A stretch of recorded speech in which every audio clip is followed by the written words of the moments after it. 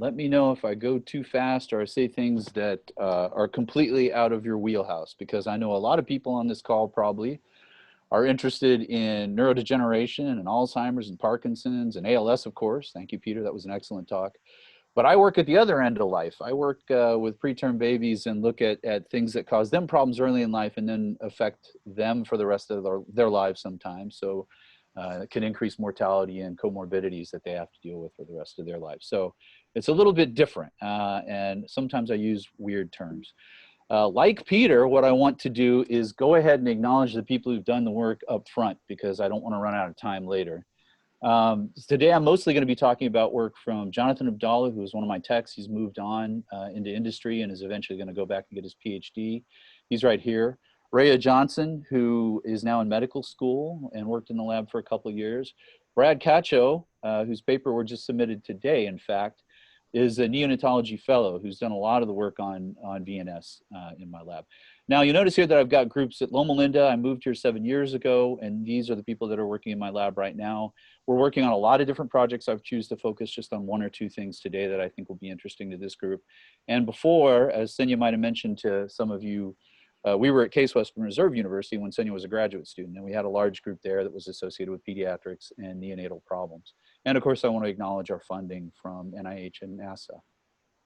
Okay, so today I'm going to talk about what we've done looking at problems with preterm babies, but really focusing on that through looking at mechanistic issues in neonatal rodent models. So we've looked at signaling pathways and neural circuits that are involved in breathing control and cardiovascular control using both rats and mice. And then about 10 years ago, we got really interested in how neuroinflammation really potentiated a lot of the problems that we see that are endogenous to kids that are born preterm. So we got really interested in trying to understand what was going on with neuroinflammation, how that affected babies and neonates versus adults, because it turns out that the inflammatory response is a little bit different. I'll talk a little bit more about that as we go through the talk.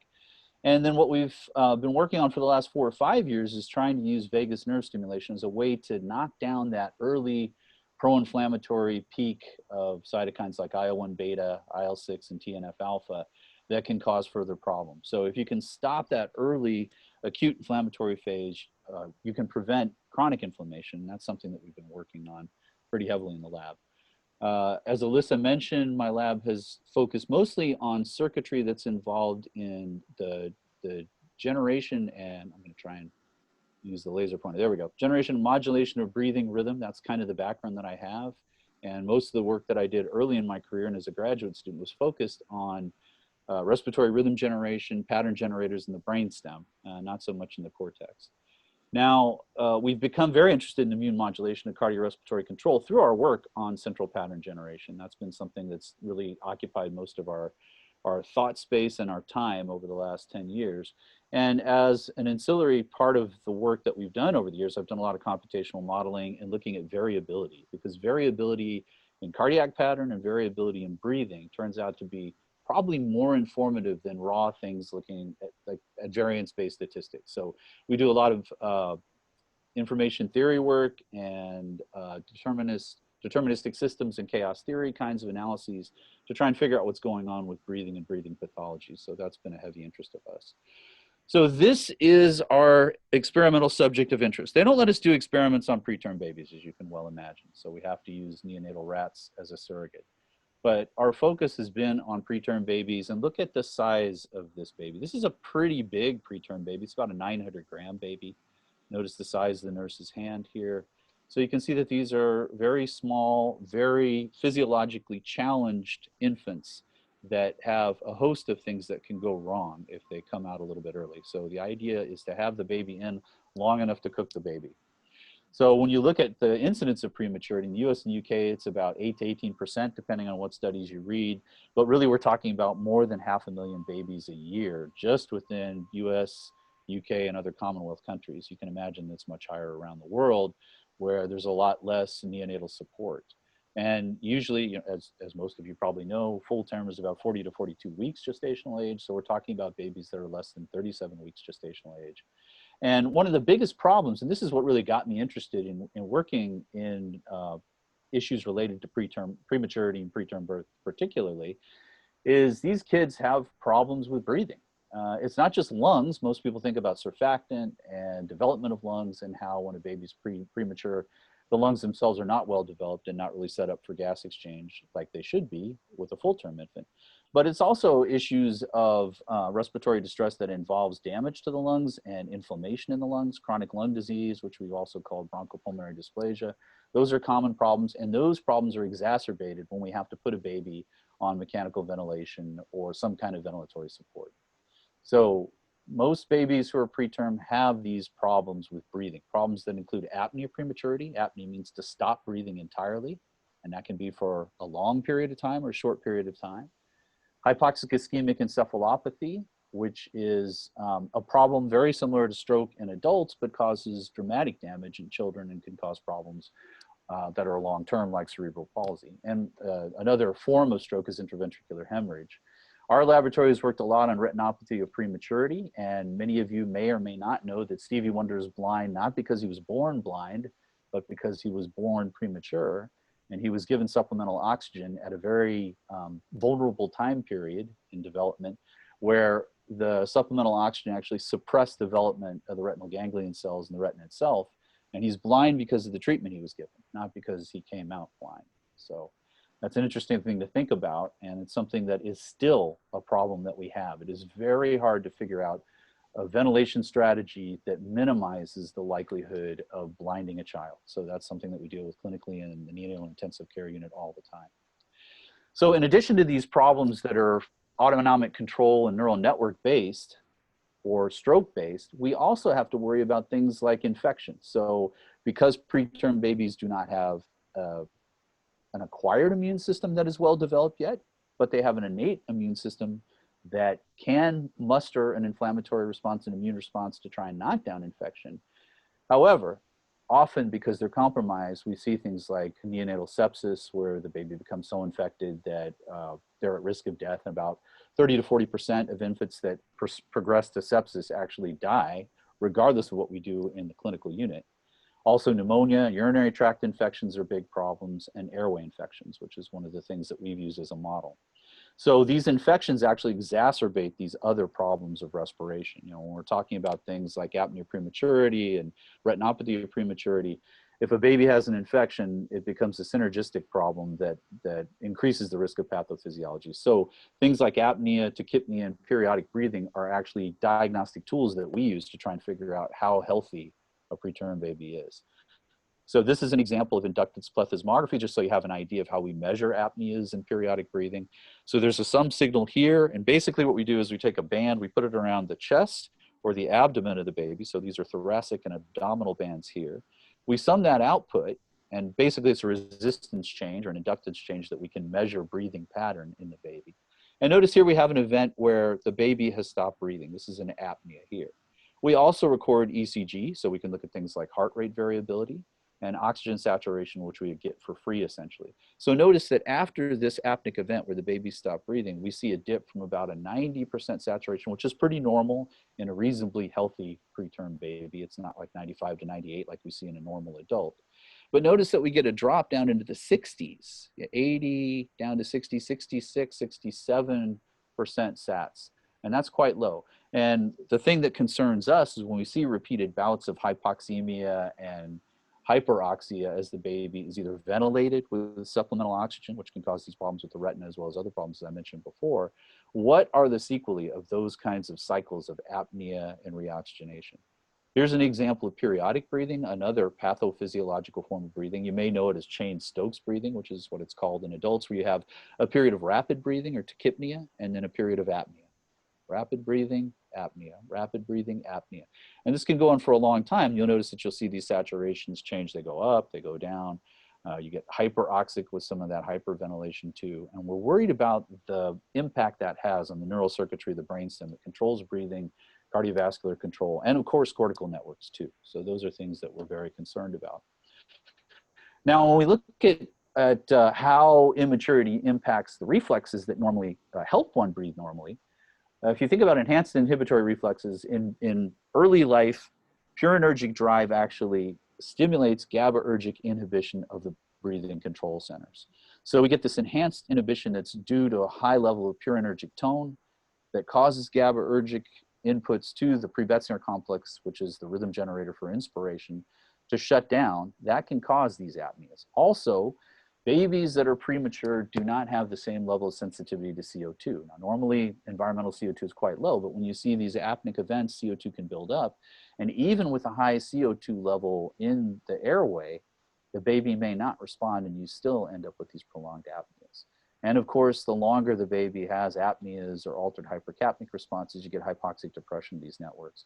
So the yin-yang symbol down here at the bottom is meant to remind me to talk about this balance of excitation and inhibition and how important it is to try and figure out how much inhibitory tone is impacting the rhythm generator for breathing in these preterm infants. And that's something that we work pretty heavily on. And we did a lot of work in the early 2000s looking at pure energy control of GABAergic circuits. So I'm going to talk briefly about some of our past work, but really my goal is to try and orient you to the methods that we've used in the past and how we're using those methods now to deal with things like bioelectric stimuli as a way to improve outcome for preterm babies.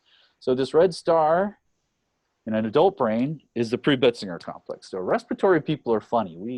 You'd think that was a German anatomist name. There are so many parts of our brain that are named for German or French anatomists from the 17th and 18th and 19th centuries. But in fact, the Betzinger complex, which is another area that's mostly related to expiration, and the pre-Betzinger complex get their name from a winery where a big meeting was held. So that tells you a lot about respiratory control people, how they like to party hard. We usually take the pre-Betzinger complex out of a rat or a mouse brain and stick it in a dish so that we can interrogate the neural circuit. If you look, here's the Betzinger complex, which I mentioned before, that just to orient you, this is the brainstem. Here's the facial nerve, nucleus ambiguus, the ventral respiratory group, which is sort of a diffuse area, and then the lateral reticular nucleus here. So these are areas that we typically deal with when we're trying to look at these slices. And we'll take the slice out. This is a transverse slice. Here's the pre-Betzinger complex, this area of rhythm generation. It's very much like the SA node in the heart. It basically puts out a clock signal that can be modified. A lot of the work that I did as a postdoc was looking at premotor neurons and how they receive control from descending cortical regions and also ascending input from the spinal cord, how the rhythm that's generated in the pre-Betzinger complex is modified in these premotor neurons, and it goes out, in this case, to the hypoglossal motor nucleus, which drives the tongue. So when we isolate the pre-Betzinger complex, we conveniently have a three-stage circuit that has the rhythm-generating inner neurons. We have the premotor neurons, which have a lot of synaptic inputs that modify their output. And then we have a motor output that we can use to basically give us a surrogate of the kind of output that we usually see at the diaphragm, which normally drives breathing. So we have this nice little in vitro three-stage circuit system that makes it possible for us to apply our armamentarium of extracellular recording, patch clamp recording, calcium imaging. We can use intracellular fills, as you see here on the left, so that we can reconstruct the morphology of those cells and then use that reconstructed morphology in some of our computational models. So it's a convenient system. It doesn't represent the whole animal. It's very abstracted from the whole animal. It has all of the problems and limitations that you would expect from an in vitro system when you're trying to represent an in vivo intact organism. However, it gives us the opportunity to do things like voltage clamp and current clamp from these rhythm generating cells. Here's calcium green 1 is filling this particular cell. That makes it rhythmically active. We can see using background subtraction, we can pick it out under IRDIC and actually look at the cell. We can then patch on the cell and fill that cell with neurobiotin and look at the morphology of the cell, the dendrology of the cell. We can also get the electrical activity, and we can compare that and correlate that with the whole network output that we see at the hypoglossal motor nucleus that's driving the tongue, which at least in neonates, fires in phase with normal inspiration, usually because you want to clear the airway so that the baby can suckle. So at least that's the hypothesis. And we've done a lot of that work over the last 10 to 20 years where we've looked at these different nuclei, recorded from those cells, looked at the electrophysiology, looked at the morphology of those cells, and then reconstructed them using models. Okay, so essentially what we've been looking at for a long time is this neonatal model because it's easier to get viable in vitro slices from neonates. So when we look at the neural network model on the left, this is a model that we published back in 2000, a long time ago. These cells here, let me just use the laser pointer, these cells represent those rhythm generating cells within the pre-Betzinger complex. From you have this pattern formation network. So E cells here are expiratory related, I cells are inspiratorily related, and you can see it's a relatively complicated reticulum of connections between these expiratory and inspiratory cells, but they're all getting this central rhythm from the pre-Betzinger complex. It's distributed across those cells. Now, as the animal gets older, and this is mostly work on the left based on rats and mice, a lot of in vitro work that we've done in my lab and my mentors did long before I came along. As the animal gets older, though, the network becomes more distributed. You'll notice that there are fewer cell types, and you have a lot of recurrent inhibition. So green here is inhibition with the triangles from excretory cells. You still have a rhythm generating cell. The eye driver is basically the equivalent of this rhythm generating pre-Betzinger complex autorhythmic cell. So you still have a rhythm generator that can kickstart the network. But in general, what we see is phase stabilized inspiratory and expiratory activity, like you would normally expect in a normal breathing adult. So we see these developmental changes from the neonate to the adult animal. The analogy that I use for those of you who are car people, it's a bit like taking a high revving Porsche, a German sports car, which has really fast cam timing and a lot of stuff going on, and converting that to an American muscle car like a Dodge or something like that, which has lazy cam timing, but is slower and more deliberate and depends upon very regular intervals to the engine moving.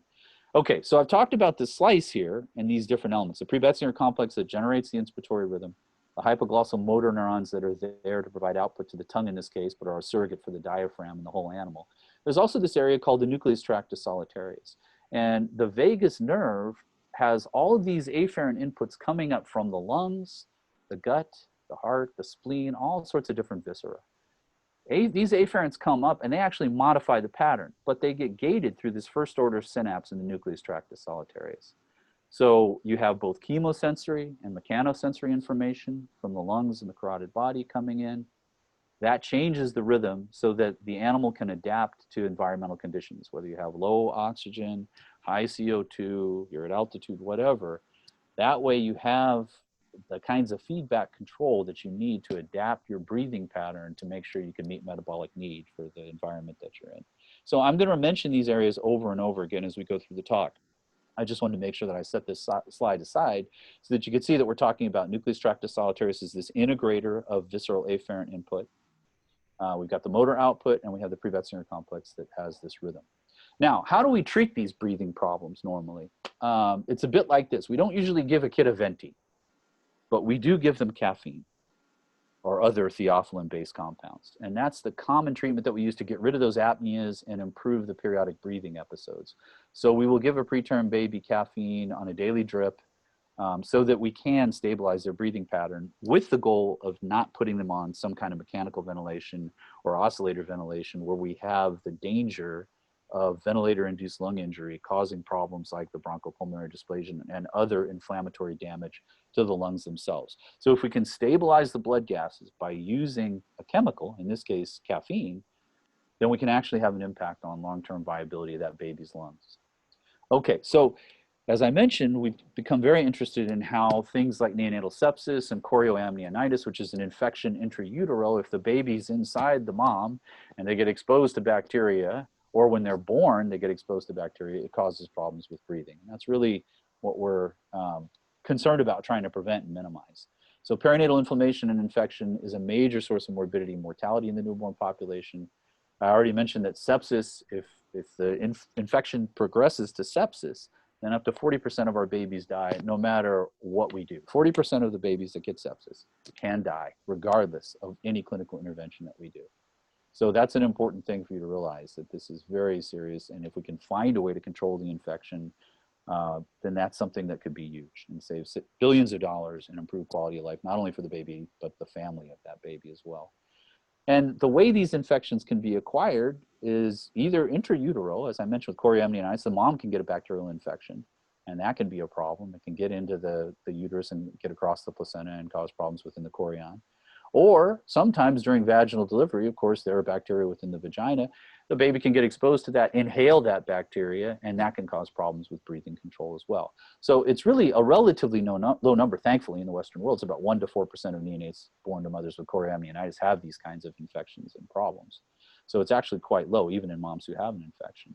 But the thing that we use as an early warning radar for this are these problems with apneas, tachypneas, the fast breathing or periodic breathing. So those are early hallmarks of whether or not that baby's going to have a problem. Here's another version of that circuit. Here I've included the lungs and the diaphragm.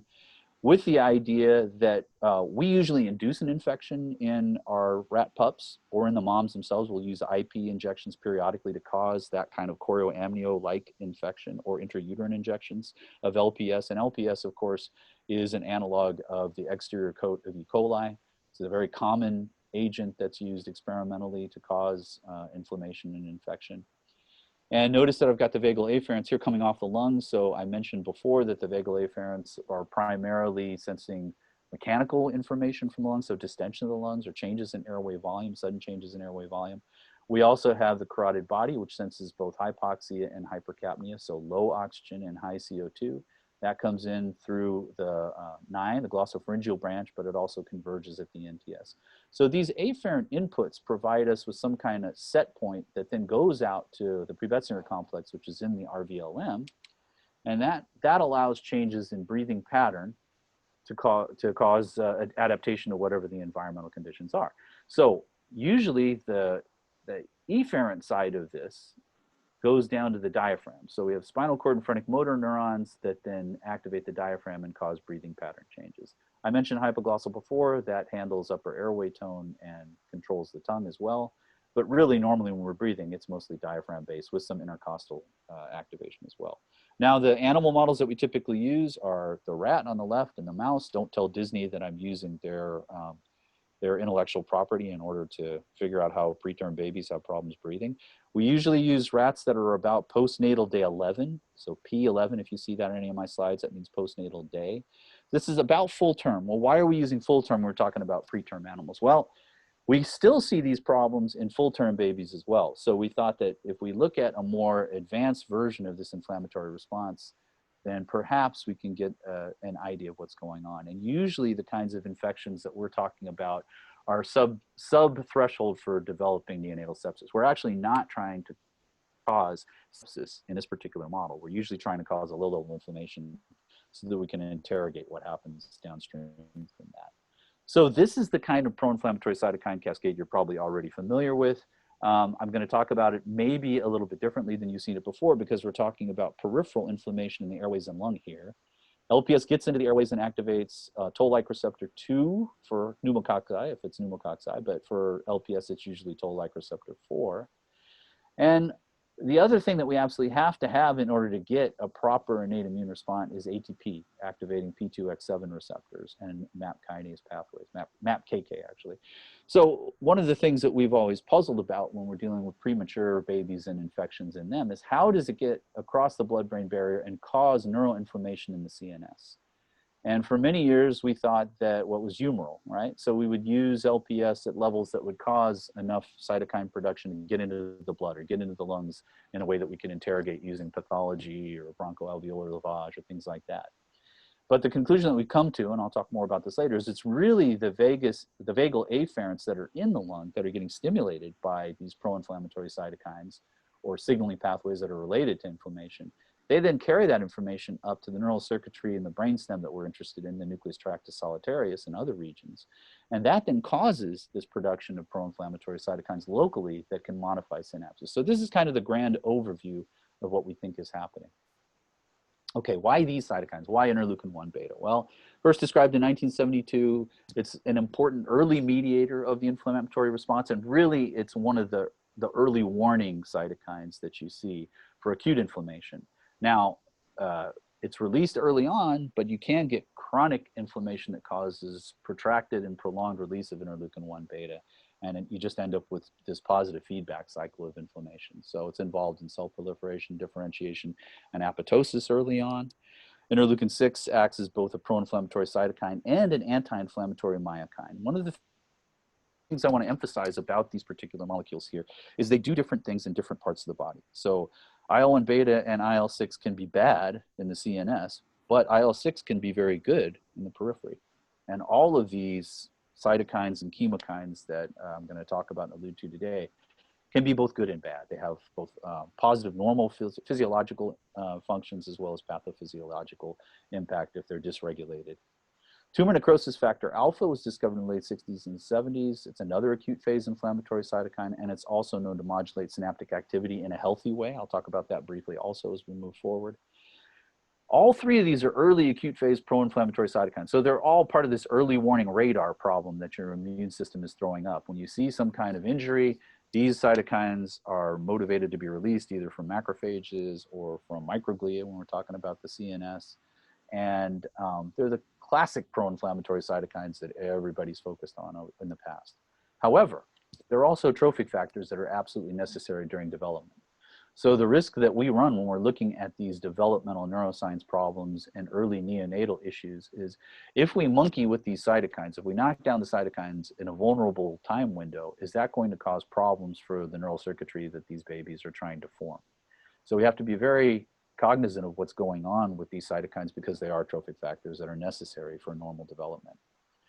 So one of the ways that we started using this model where we injected LPS into the trachea of these neonatal rats, postnatal day 11 or even early on, is what happens to breathing pattern. So can we use breathing pattern as an early indicator of whether or not animals have been exposed to inflammation? Now remember, when we look at our preterm babies, we're talking about things like apneas and tachypneas and periodic breathing. Do we see that same kind of response? So here's our animal model on the left. We usually anesthetize the animal with ketamine or xylazine. Now we're using isoflurane more. The surgery itself and the injection takes less than 5 minutes once you're trained and know what you're doing. And my students and techs are much faster at this than I am. Then we usually recover the animal, so we'll close the incision up and we'll wait for the animal to recover for 2 to 4 hours to maximize that IL-1 beta, IL-6, TNF alpha peak, early peak of acute pro-inflammatory cytokine release. And then we'll go ahead and collect the brainstem and other tissues like the lung itself, the spleen, the gut sometimes, what we're doing now, and then look at cytokine expression or monocytes that are in those particular tissues. Now on the right here we have some baseline EMG. This is EMG from the diaphragm, so we're actually looking at breathing pattern by recording the activity of the diaphragm and the intercostals themselves. Below that is integrated EMG, just so it's easier for us to kind of quantify what's going on. 40 minutes post-injection with saline, we don't see much, so this is not really an inflammatory response. If you look at the integrated activity, it's pretty similar. If you look at an LPS exposed animal, we've injected about 0.5 to 1 microgram per gram, which is a very low level of LPS. It's not enough to cause, gross inflammatory kinds of changes that would lead to sepsis. You can see changes in pattern. Notice that the breathing pattern's a little bit faster. It's a little bit more regular, and we've developed some tools to try and quantify that. So it's subtle here. It's a little hard to see there. But it is possible for us to quantify the kinds of ventilatory control problems that happen after these early inflammatory challenges. This is an example of minute ventilation here on the left over time. And what we've done is use 10% O2 as a challenge to this animal. In the control animals that just get saline, we see a normal hypoxic ventilatory response.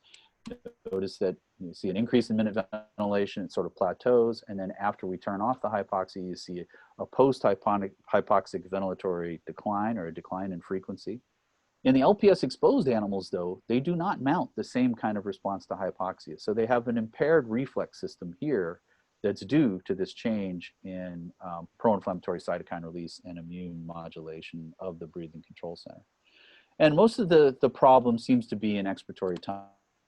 This is how we know we can use our methods to look at frequency changes and variability in breathing pattern as a way to determine whether or not that animal's sick. So literally within 20 to 40 minutes in vivo after we inject the animal, we can see changes in breathing pattern in the LPS injected animals, which are here in red. And notice that the TE becomes shorter, so we see that tachypnea, and it becomes more variable the longer that we go.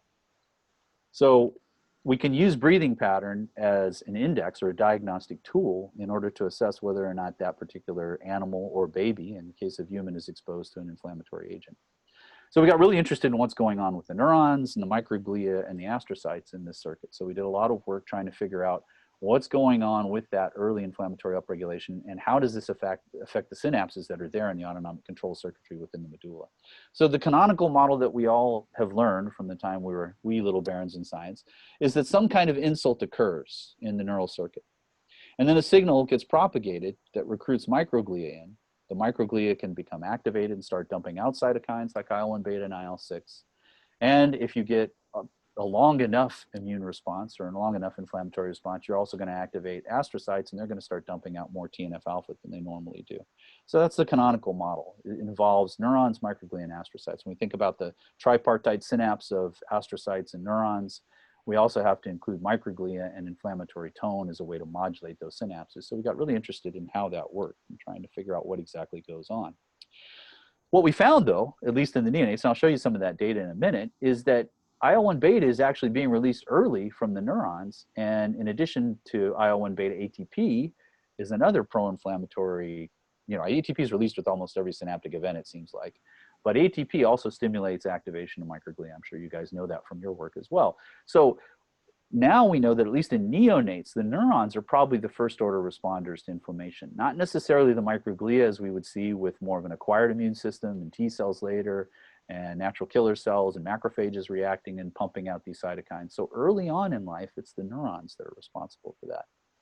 And we tested that hypothesis by looking at what was going on with this cascade. Inflammation-induced cytokine release signals the production of pro-inflammatory cytokines in the brainstem. This alters signaling throughout the CNS, but particularly in these areas of autonomic control. So we induced this cascade using our LPS model, and we wanted to look at what happens in the neurons and the microglia. So we used immunohistochemistry, some in situ hybridization, and things like that to look at what's going on in the nucleus tractus solitarius in that neural circuit, within the rhythm generation region of the Pre-Betzinger complex, and also within the motor nucleus itself. And we also wanted to look at how prostaglandins, which are activated through the cycloogenase pathway, the COX-2 pathway, after activation by IL-1 beta, how that impacts breathing control and the synaptology of that circuit. Now we know from other people's work, this is a paper from Santella who worked with Andrea Volterra and published this paper in Neuron in 2011, that we need TNF-alpha. And we need ATP binding at P2Y receptors in this case to have normal synaptic modulation in the tripartite synapse. So TNF-alpha not only is that pro-inflammatory cytokine, but it's a necessary cofactor for normal synaptic modulation in the hippocampus in this case. And we got interested in whether or not that was actually true in the brainstem as well. We're still actually working on that problem, looking at that neural circuit. We haven't solved that particular problem. But the first thing that we did was try and figure out what was going on with message for IL-1 beta. So here we looked at nucleus tractus solitarius, this early integration area where the vagus is coming in. All those afferents, chemo and mechanoafferents, then propagate out to the rhythm generating areas that's in the RVLM, and also the motor output within our slices within hypoglossal. So we concentrated our study to the integration, the rhythm generation center, and the output center, so we could look at that. If we do saline injection and we just look for IL-1 beta antisense here, the cells that are in the NTS are quite small. That's why they look different. This is all the same scale. And you can see that the saline injection, we have a lot of IL-1 beta there. Like I said, it's normal, it's a trophic factor, and it's going to be there. But with LPS, we see a dramatic increase in the expression of the antisense for IL-1 beta. We looked at RVLM, where the Pre-Betzinger complex is, and a lot of interneurons, and notice that we see more expression. These are all white balance, so the intensity of the stain is actually truly an effect of the LPS injection, and the quantification is done based on these changes in intensity using the same white balance and thresholding.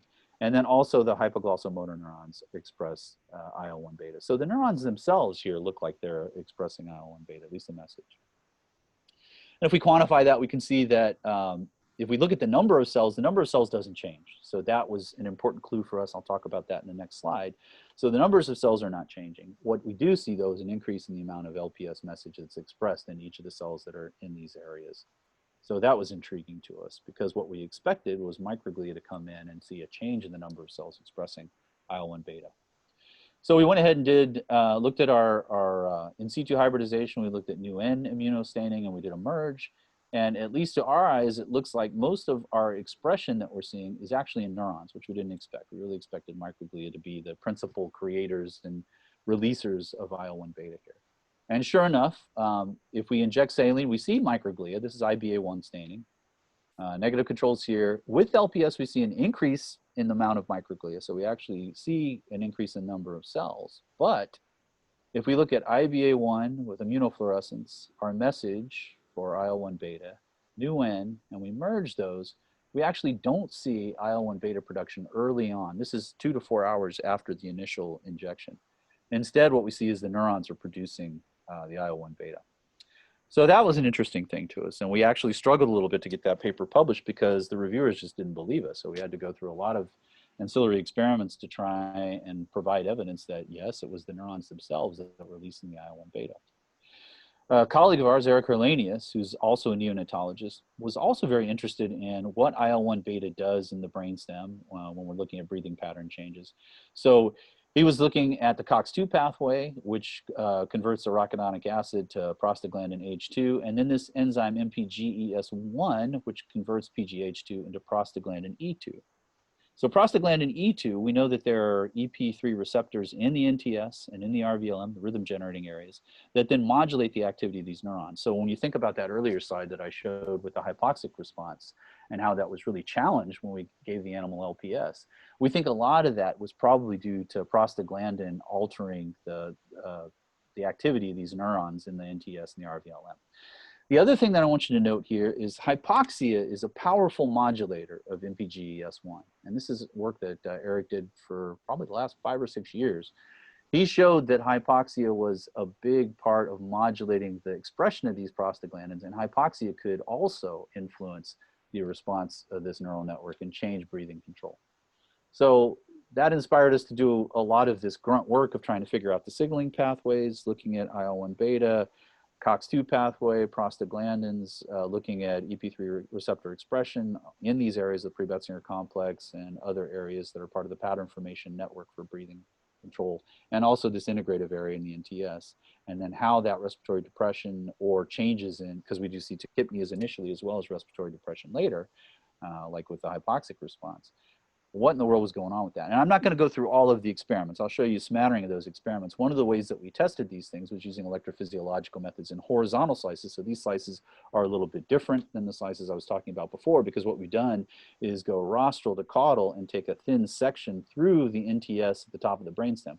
So the tractus here, which is where the vagus and the glossopharyngeal comes in, gets stimulated by the stimulating electrode, and we can look at the synaptology of the neurons that are there in the NTS.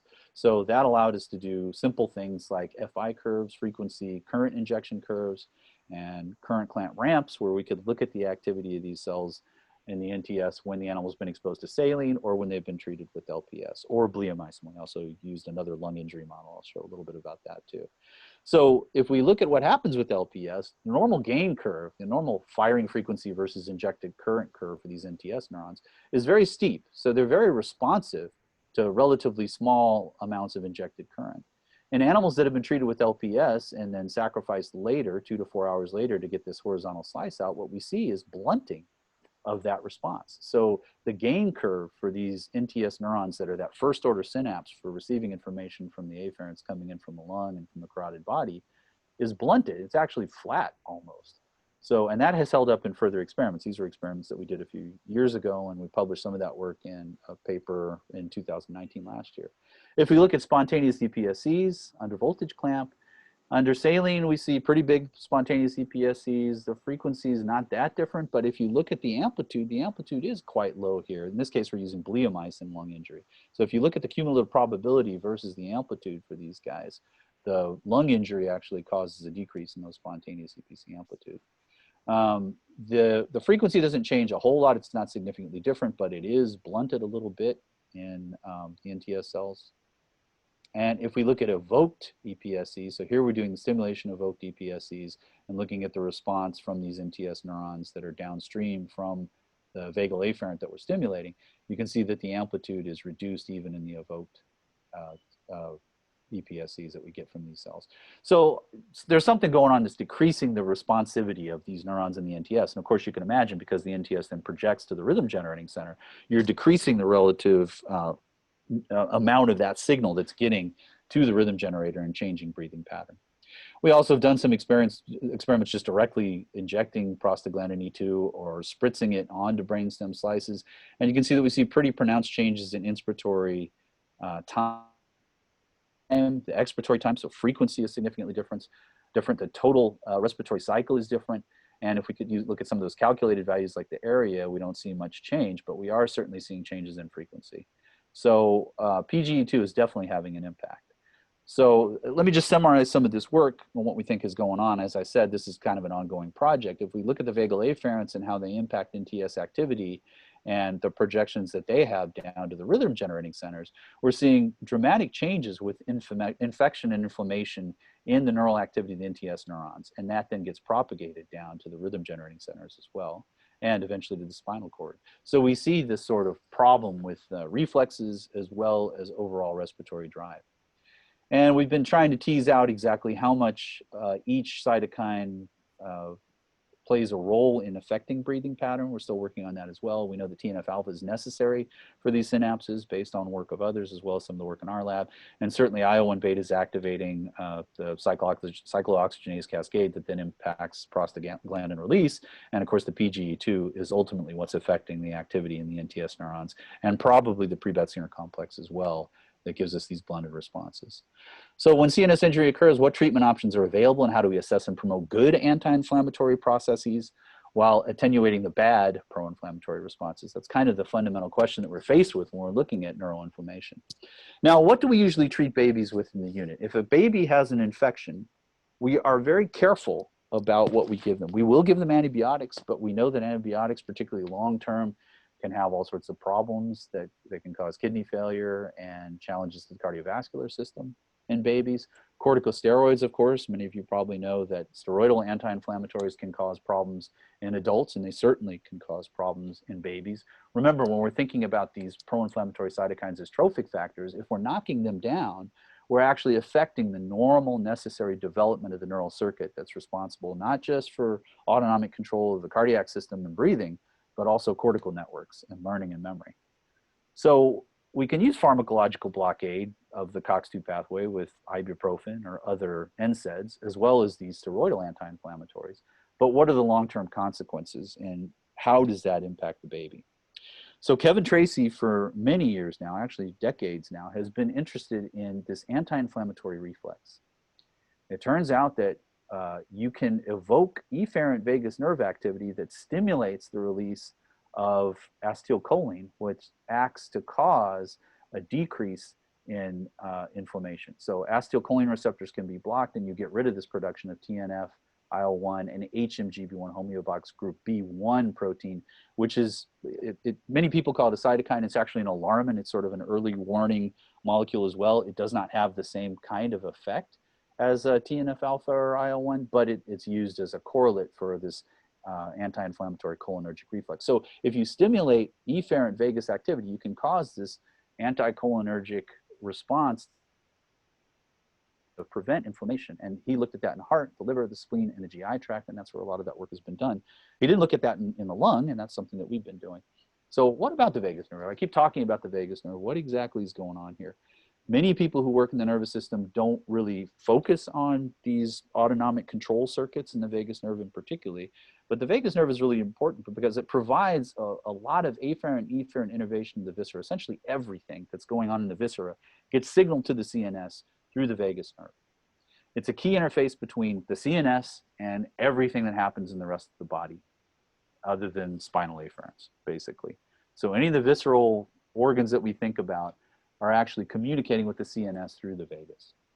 It's mixed, meaning that it has both afferent and efferent neurons in it and pathways in it, tracks in it, but there are also myelinated, unmyelinated, and thinly myelinated fibers.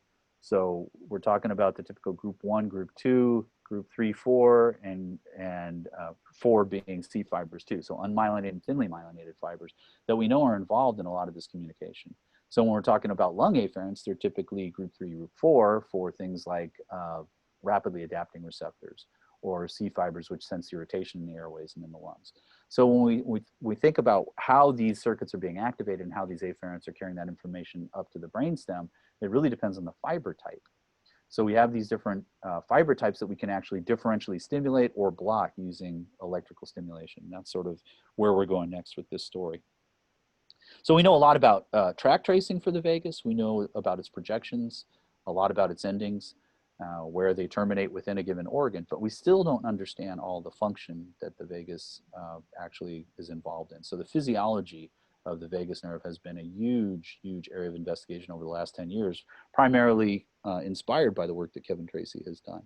So we look at these vagal afferents. Once again, they're coming up to the NTS, which is the first order synapse within the CNS. So all of the stuff that comes from the lung, diaphragm, liver, intestines, et cetera, spleen and heart, go up to the NTS initially. So it's this, it's a railway station. It's a concentrated hub for us to actually look at the kinds of input that we see from the viscera and try and understand how that's gated, and then what's happening with efferent activity that goes out and drives things like the anti-inflammatory reflexes and changes in cytokines in the periphery. So neuroinflammation plays a big role in controlling your whole body. Okay, so vagus nerve stimulation has been around for a long time, since the 19th century. We know that inflammation stimulates the release of these pro-inflammatory cytokines. We've shown that. Other people have shown that. We know that it changes vagal afferent activity and affects central neuroinflammation and integration within the NTS. The C fibers are implicated in this inflammatory upregulation more so than the other kinds of fibers, and that's based on some work done by people like Rob Butera and Yogi Patel, who was at Georgia Tech, and they found that they could use different frequencies, high frequency stimulation, to block the C fibers, but still allow passage on the larger and myelinated fibers. So they could selectively block some of the traffic that's coming up through different fiber types into the NTS. So the vagal efferents we know are implicated in this anti-inflammatory response via cholinergic anti-inflammatory pathway. We have previously shown that vagus nerve stimulation also knocks down cytokine expression in the CNS, and I'll show you some of that data in a moment. But one of the things that we don't quite understand is, what are the optimal stimulation parameters to either block inflammation or really stimulate anti-inflammatory reflexes like this cholinergic anti-inflammatory reflex? And that's something that's been the main focus of my lab over the last couple of years. So clinically, you can implant a stimulator, and I'll show you some of the FDA approved uses of vagus nerve stimulators. But the idea here is, can we use our model with LPS installation in the airway and then figure out what stimulation parameters we can use to block the inflammatory signal that gets up to the NTS and prevent that whole sequelae of neuroinflammation that causes problems with cardiac and breathing control there. Now, in adult human patients and in teenage patients, we can implant a stimulator. I'll show you a better picture of this in a minute, but the idea here is the electrode's wrapped around the left vagus, the cervical vagus. We can stimulate that by using a Hall effect transistor. So the patient has this underneath their skin. They use a magnet to turn it on or turn it off. And it's typically used to treat drug-resistant epilepsy. So if somebody feels a seizure coming on, which is very common, they can activate the stimulator, and it's amazing how effective this is, because it can knock down the seizure likelihood about 80 to 85% in most patients, depending on the stimulation parameters and how often they have to use it. So if you've got somebody who's taking anti-seizure meds, which are typically very impairing for cognition, they make it really hard to move around or think clearly, then the vagus nerve stimulator is a way to avoid that drug effect and actually still prevent the seizures. Now, the typical human implants use a spiral electrode that's quite big. What we've been using in the lab are these little Cortec cuffs that are very small, and you can get them in different sizes, and they have 3 or 4 leads, so we can actually stimulate or record from the vagus nerve using these Cortec cuffs, and that's what we've been doing in the lab most recently. We've also tried to get away from invasive methods so that we don't have to do a cut down on the animal, and I'll show you what the vagus looks like in an animal, and use things like stainless pads or silver pads and electrode gel to use transcutaneous stimulation. So FDA approved clinical uses of VNS include treatment of epilepsy. In 1988, the first chronic implantable stimulator was used to treat drug-resistant epilepsy, which I mentioned briefly. VNS has been approved by the FDA since 1997 to treat partial onset seizures that are drug resistant. So the clinical trial period was a relatively long time, but it has proven to be an amazing and effective treatment. It turns out also that it works to treat depression. You can imagine that somebody who's suffering from seizures quite a lot is going to be depressed as well, because it impairs their day-to-day life so much. And chronic or severe depression can affect up to 1.5% of the general population. So there are people who don't have seizures that we're now doing implants of vagus nerve stimulators to provide some kind of relief for that depression. So all of these are the only 2 methods that are FDA approved. There are other areas that are mostly research oriented and are in clinical trials right now where VNS stimulators have been implanted. So things like sepsis, I've mentioned sepsis before. In adults, there are people who are suffering from sepsis, and there is an experimental trial going on right now where they will implant a VNS stimulator to try and reduce the impact of inflammation and try and prevent sepsis or attenuate it. Also, pain management is another application of VNS that's being used experimentally in clinical trials right now, and cardiovascular disease. And I'll show you another method that's used besides these implantable stimulators to treat cardiovascular disease.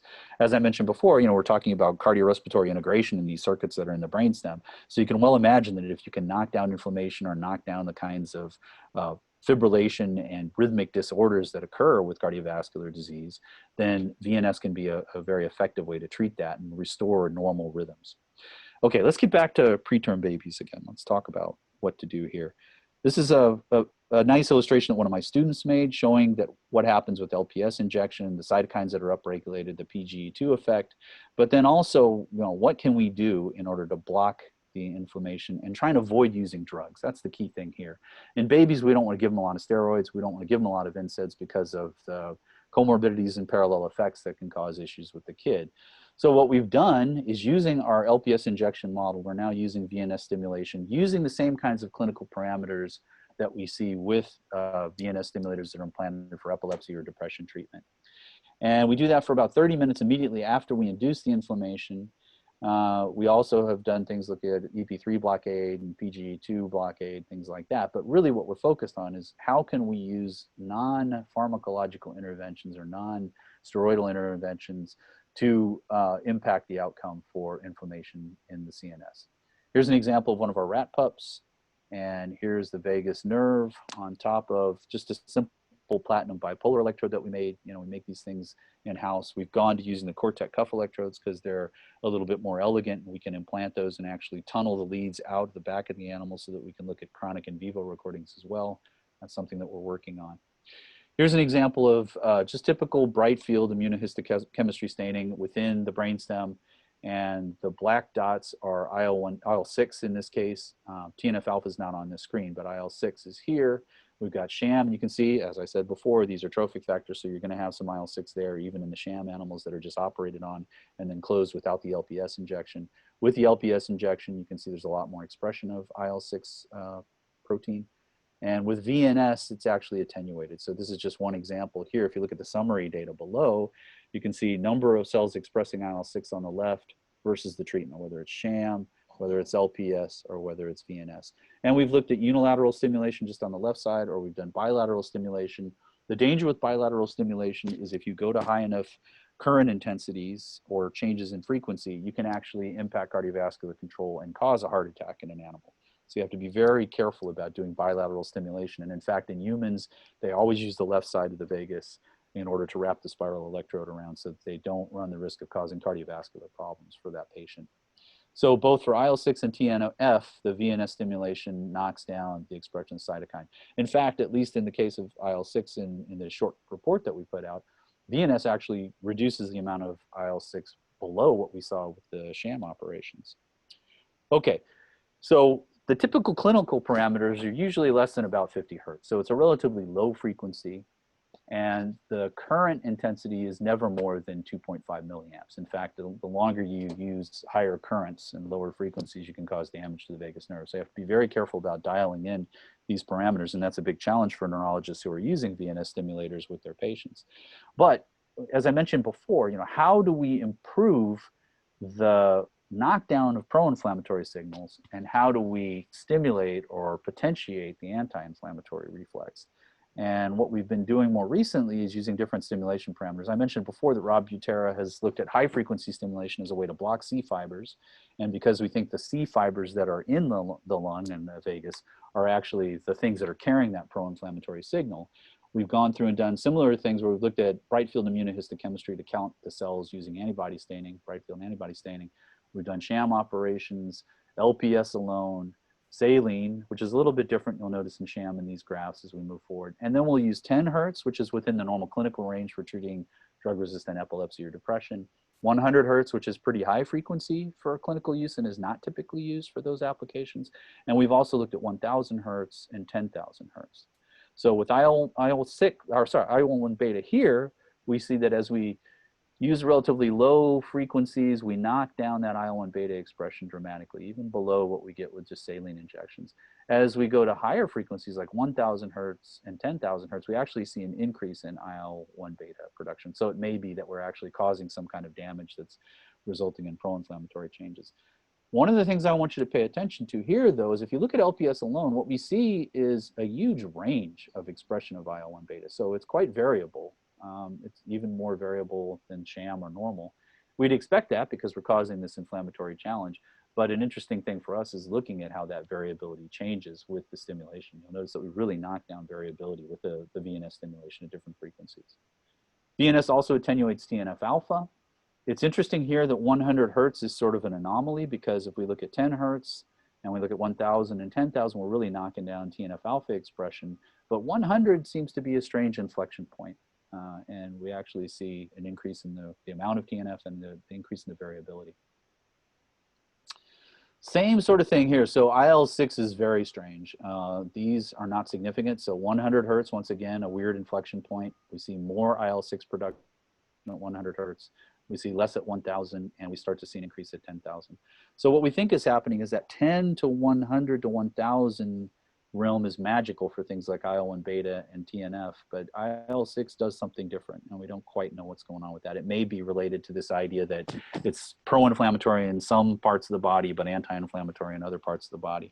And of course, by the time we get to 10,000 hertz, it really looks like we're actually causing damage. So that's a concern.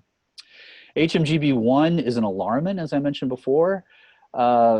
It does strange things. So in some places, it's implicated as a pro-inflammatory marker. As other places, it's an anti-inflammatory marker.